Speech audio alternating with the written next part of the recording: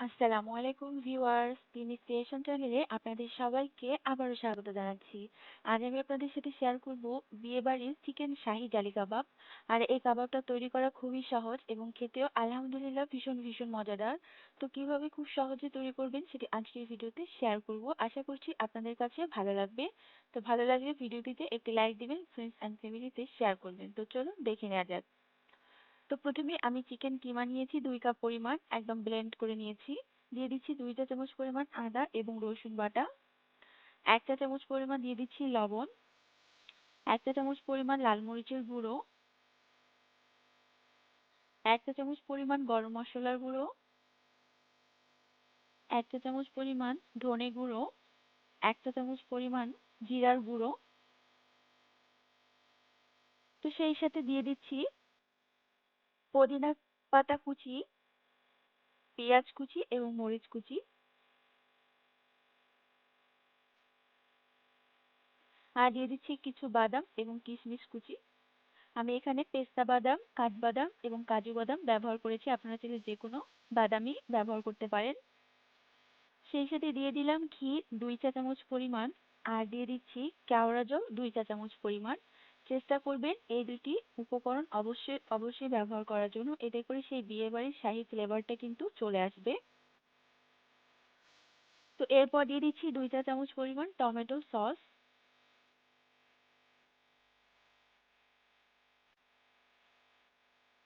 আর দিয়ে দিচ্ছি হাফ চা চামচের মতো চিনি। দিয়ে দিচ্ছি হাফ চা চামচ সাদা গোলমরিচের গুঁড়ো। আর দিয়ে দিচ্ছি পেঁয়াজ বেরেস্তা 1/4 কাপ পরিমাণ। আর অবশ্যই পেঁয়াজ বেরেস্তাটা কিন্তু ব্যবহার করবেন, এতে করে ফ্লেভারটা অনেক সুন্দর আসে। সেই সাথে দিয়ে দিব 2 পিস পরিমাণ পাউরুটি। পাউরুটিটাকে আমি আগে থেকে ভিজিয়ে রেখেছিলাম, এবার পানিটা চেপে নিয়ে ব্যবহার করছি। আপনারা চাইলে শুকনো পাউরুটি ব্লেন্ডার করে দিতে পারেন। আর দিয়ে দিচ্ছি টোস্ট বিস্কুটের গুঁড়া 1 মুঠ পরিমাণ। দিয়ে আমি হাতের সাহায্যে ভালোভাবে মাখিয়ে নিচ্ছি। আপনারা চাইলে এখানে পাউরুটি কিংবা বিস্কুটের গুঁড়া যেকোনো একটিও ব্যবহার করতে পারবেন। তো আমি ভালোভাবে মাখিয়ে নিচ্ছি। আর আপনাদের বোঝার সুবিধার্থে আমি সবগুলো মশলার সঠিক পরিমাপ ডেসক্রিপশন বক্সে দিয়ে দিব, আপনারা চাইলে দেখে নিতে পারেন। তো আমার হাত দিয়ে মাখিয়ে নেওয়া হয়ে গিয়েছে, এবার চলে যাচ্ছি পরবর্তী ধাপে। এবার আমি কাবাবগুলোকে তৈরি করে নিব। এর জন্য হাতে একটু কিন্তু তেল ব্রাশ করে নিয়েছি। এবার হাতের সাহায্যে একটু করে কাবাব নিব আর কাবাবের শেপ করে নিব। একদম গোল করে হাতের তালুর সাহায্যে চেপে চেপে আমি একটু কাবাবের শেপ করে নিব।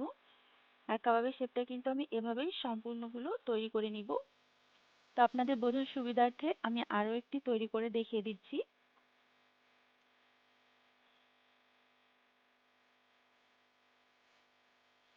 তো আমার কাবাবের শেপ করে নেওয়া হয়ে গিয়েছে। আর এভাবেই কিন্তু সম্পূর্ণ কাবাবগুলোকেই তৈরি করে নিব। তো আমি সম্পূর্ণ কাবাবগুলোকে বিস্কুটের গুঁড়ার সাথে কিন্তু গড়িয়ে নিয়েছি। আর এভাবেই এগুলোকে আমি সংরক্ষণ করব ডিপ ফ্রিজে রেখে 15 দিনের মতো। আপনারা চাইলে এভাবে বানিয়ে কিন্তু ডিপ ফ্রিজে সংরক্ষণ করে রাখতে পারবেন। তো চলে যাচ্ছি পরবর্তী ধাপে। তো আমি এখান থেকে কয়েকটি কাবাব আপনাদেরকে এবার ভেজে দেখিয়ে দিব। তো আমি এখানে তেল দিয়েছি আর একটা ডিম ফেটিয়ে নিয়েছি, সেখানে আমি লবণ আর সামান্য একটু গরম মশলার গুঁড়ো দিয়েছি। এবার ডিমের মধ্যে গড়িয়ে নিয়ে কাবাবটাকে আমি তেলের মধ্যে ছেড়ে দিচ্ছি। তেলটা কিন্তু পর্যাপ্ত পরিমাণ গরম হয়ে চলে এসেছে। আর চুলোর হিট কিন্তু একদমই লো হিটে রয়েছে। আর লো হিটে রেখে কিন্তু চিকেনটাকে আমি 2 থেকে 3 মিনিটের মতো ভেজে নিব। আর চিকেনের কিমাটা কিন্তু সিদ্ধ হতে বেশি সময় লাগবে না।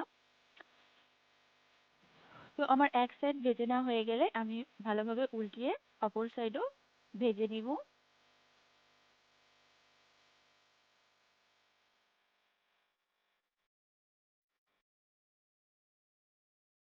তো উপর থেকে একটু ডিমের ব্যাটার দিয়ে দিচ্ছি, এতে করে জালি জালি ভাব সৃষ্টি হবে।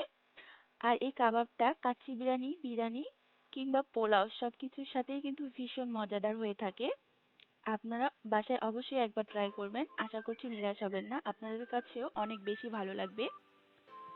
আর আমার রেসিপিটি যদি আপনাদের কাছে ভালো লেগে থাকে তাহলে আমার চ্যানেলটি সাবস্ক্রাইব করার অনুরোধ রইল। আর যারা সাবস্ক্রাইব করেছেন তাদেরকে অসংখ্য ধন্যবাদ।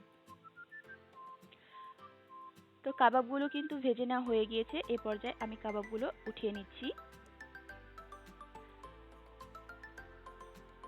এভাবেই আমি সম্পূর্ণ কাবাবগুলো কিন্তু ভেজে নিয়েছি। আর আজকের কাবাবগুলোকে আমি চিকেন বিরিয়ানির সাথে পরিবেশন করছি, আর খেতে কিন্তু আলহামদুলিল্লাহ ভীষণ মজাদার ছিল। তো আশা করছি আমার ভিডিওটি আপনাদের কাছে ভালো লেগেছে। তো ভালো লাগলে লাইক, কমেন্ট অ্যান্ড শেয়ার করবেন। আজকের মতো এখানেই বিদায় নিচ্ছি। আসসালামু আলাইকুম, আল্লাহ হাফেজ।